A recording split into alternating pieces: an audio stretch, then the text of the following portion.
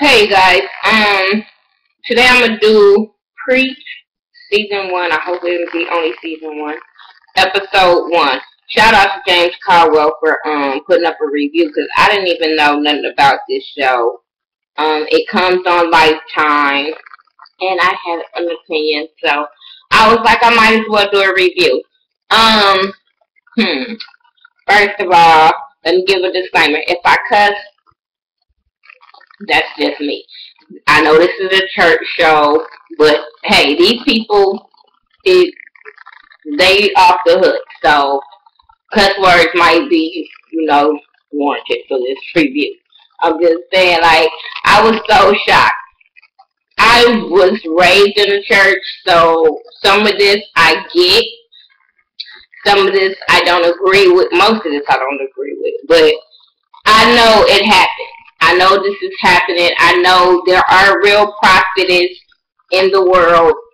And I'm not going to say these women are real prophetess, but I question some of them. I'm just saying. So let's get that out the way. We can always agree to disagree when it comes to these kind of shows because I know there is a lot of people that go to church that watch my show. So, you know what I'm saying? We can agree to disagree. But this show is off the hook. Like, what I do like about it, you do see them praying, you do see them preaching and stuff like that more than you did on Preachers of LA and Preachers of Detroit. I can say by this one episode, we did see them, doing more preaching than the men had did. But a lot of times that's a lot of shit that happens in the church. You see the women more working than you do the men in the church doing all that. So, hey. But when I first started watching this, I was watching this in awe, like, oh my God, like, this is what I gotta do to get a big house, just go lie to a gang of women that's insecure to make some money. That's what I get. I'm sorry, and I don't mean to offend people. I don't. But that's a lot of churches. That's what I get. I get that it be a lot of lonely, insecure women that's seeking God, and then you get these people that's taking them for granted and taking their money. Like, for real, for real. Like, you ain't saving a damn soul. You just out there hooping and hollering and making women feel like you doing something, and you not.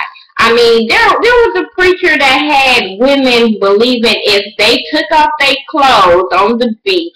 I seen the picture. I didn't even care about want to watch it, but I seen the picture where the man had all these women taking off their clothes, talking about if he kissed their ass, then they will become pregnant or some shit.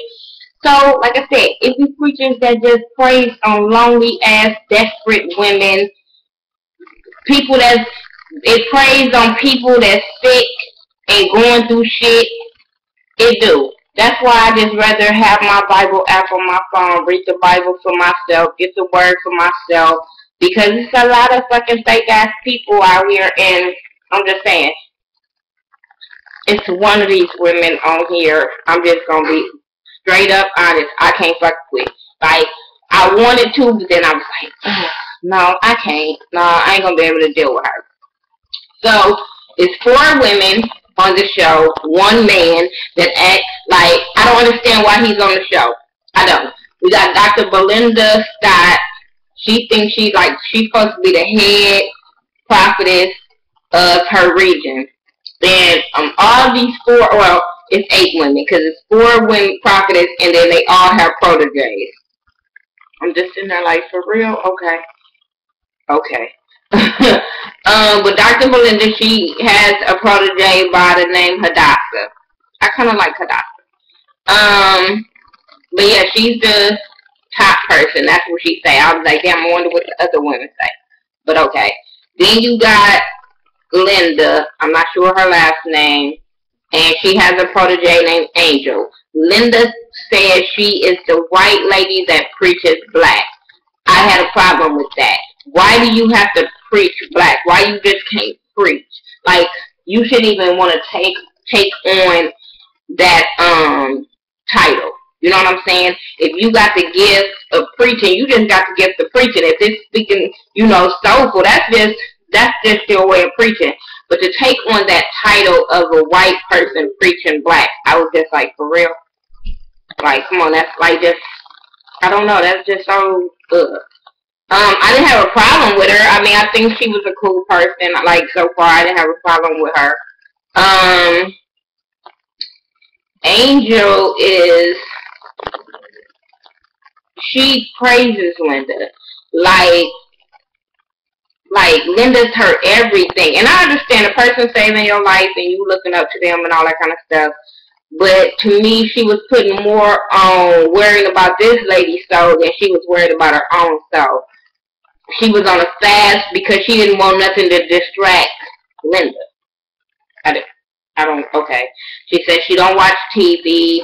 She was on a fast. And I get her saying she don't watch TV because she don't want no outside influences coming through her, you know, in her mind and all that kind of stuff. I get that part. But for her to just, her whole prayer was about Linda. And I was like, you got to worry about yourself for you to get on Linda's level. So why are you so into her? Like, ew. Kelly Cruz, and she has a protege named Stacy. We didn't really get to too much see nothing of Stacy. But Kelly used to be Belinda's protege. And then the one I don't think I'm gonna be able to get with is, I don't know, I think it was Dr. I don't know, I didn't really care. Her name is Thaghettoview Williams, and I was sitting there like, ew, she has my last name. I don't like her. She gave us a bad name. I didn't. She said she was the Beyonce of gospel, and I said, bitch, first of all, you're too old to be Beyonce. Second of all, you're a little too plump to be Beyonce. Second of all, third of all, like, you, like, come on, like, Beyonce, like, no shade to Beyonce, but I'm just tired of women getting on these reality shows and want to be compared to Beyonce. Bitch, it's not gonna happen. Not in your lifetime, my lifetime, Beyonce lifetime. Like, why do people want to be other women? I just don't understand why you just can't say, you know, you just the bomb up in your, of being a prophet. Like, I don't understand why you comparing yourself to Beyonce. I don't get it. The way she talks, the way she come off is just like, why do these women sign up for these shows to make themselves look bad? Then she has a protege named Rebecca. Rebecca is a mom of 3, but she's going through some things at home, so it's hard for her to concentrate on being a protege because she has a middle daughter. She had 3 kids, but she had her middle daughter stay with the father, and she hasn't seen her for 4 years, so she's dealing with that and all that. So I was like, okay. So this whole episode was about them having a deliverance service. Dr. Belinda, she wants to have the deliverance service, and she invited all the other women to come and help her with this service, and they proteges or whatever. So they all was on board. Chiquita was late talking about it takes a long time to get fabulous. And I'm like, bitch, if you puke, it don't have to take that much time. When you taking on somebody else's face, then it take a long time. And that's what she was doing. But they meeting was going cool, and then Dr. Belinda's husband comes in there. I mean, he started reading them, but I was like, why are you bringing up mess that we ain't even got to yet? None of us knew all that. Like, it was just the way he said it and the way he came in there, and I was just sitting there like, why are you in here in this women's damn meeting? That's something you take up with your wife and let your wife take up with these women.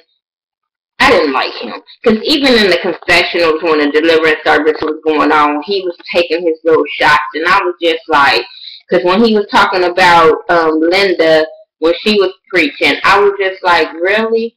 Like, and you the head pastor? Okay. Okay. But, yeah, I don't like him. But, yeah, they gonna have this thing. They all on board. They cool with that. That's good. If I missed something, y'all watch it. Or go watch it. I don't know. But, Hadassah is having problems with her mom, because her mom is Muslim and she's Christian, so they butt heads at home because of her being a protege and all that kind of stuff. And Dr. Belinda ended up telling her, like, sometimes you gotta cut family off. If this you already, because she was like, I don't want to choose between my faith and my mom and all that. And she was like, baby, you already chose God. So, you know what I'm saying? Sometimes you got to cut people off to walk the way you need to walk with God. And I totally get that. That's why Belinda kind of rubs me off, but then when she talks to Hadassah, I get her. But yeah, her telling her that, she wasn't telling her to cut her mom off or anything. She just was like, for her sanity and for her walk with God, there's times you have to separate yourself from people, regardless of it's family or not. And so I get that with Hadassah. And Hadassah is going to be the only one going to be able to make that call. I'm just saying. Like I said, Rebecca has problems with her daughter. So she go talk to Takeda. She go talk to her about it, and Takeda, I was starting to feel her when she was talking to her about her problems, because Takeda was like, I'm a mom first, so I get it. And she was just basically telling her, wanting to say, like, she the one that needs the deliverance service. She needs to focus on her. She needs to work on her and, get her daughter and stuff like that. She was trying to give her words of encouragement. She took her to a gun range. I was just like, oh, okay. Prophetess is going to the gun range now. But when she explained herself why she was going there, or why she was taking Rebecca there, I got it. She was, trying to show her when you aim the gun, it's a target. So when you prophesize, you have to block everything out and focus on your target. So I got that part. And, she was really trying to help Rebecca. Rebecca took that shit on a whole different page, but okay. So that was that with them, and let's see, what else happened? Nothing I cared about. So we get to this deliverance service, and like I said, they all preaching, and they all laying hands on people. And I was with James Caldwell on this part where it was Hadassah's time to lay hands or whatever on the people. And I guess they was all teaching their proteges how to lay hands on people. And I was with James on this part where that can't be taught. That just can't be taught. If you got it, you got it. I don't understand how was she trying to teach her how to do that. First of all, I was always, with, because it's like, I was raised in a black church and people all shout and fall all out and all that kind of stuff. But I was also taught, don't let everybody put their hands on you too. So people that I grew up with, they would make a circle around you and stuff like that, but they wouldn't touch you. Because when you're in a spirit like that and somebody can touch you, can knock that spirit off of you, and then that spirit can go to somebody else. So we was taught not to touch you while you in the spirit. So for all of that, touching people, then I'd be like, everybody ain't right. I don't let everybody touch me because everybody ain't right. People be having their own fucking issues at home and they try to come to church and lay their hands on you. No, no. And that's just how it is with Rebecca and with Hadassah. They both got some issues at home that, you know what I'm saying, they spirit ain't all the way right to be laying hands on people.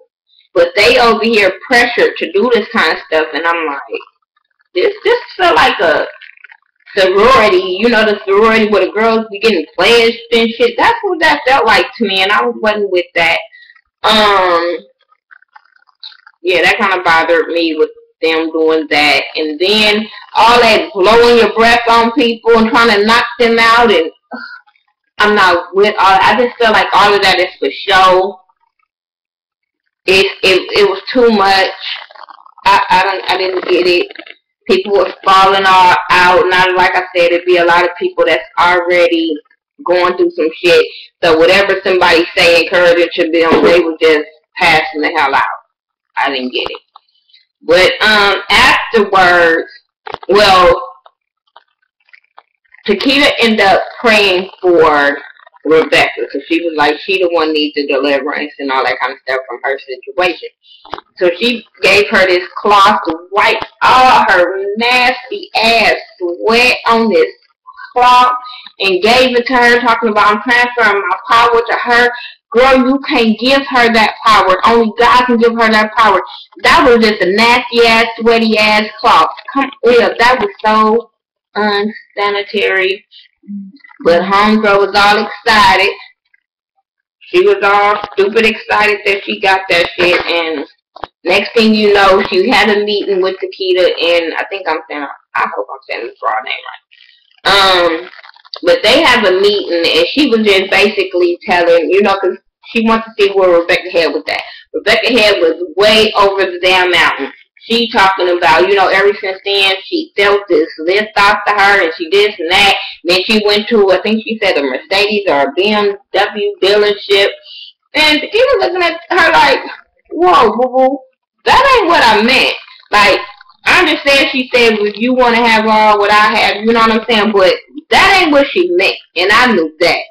But then the girl was like, well, I knew I wasn't, gonna qualify and stuff, but I just had this confidence in this, and I was sitting there like, she was talking about you getting the confidence to go get your daughter, not a car. Like, weird. So Takeda was like, I'm just gonna have to bring you back down to size, boo boo. We're gonna have to put you on pause a little bit because you getting beside yourself. You thinking you more than what you is. And she was basically like, I am. Like, you ain't gonna be able to tell me a little bit no different.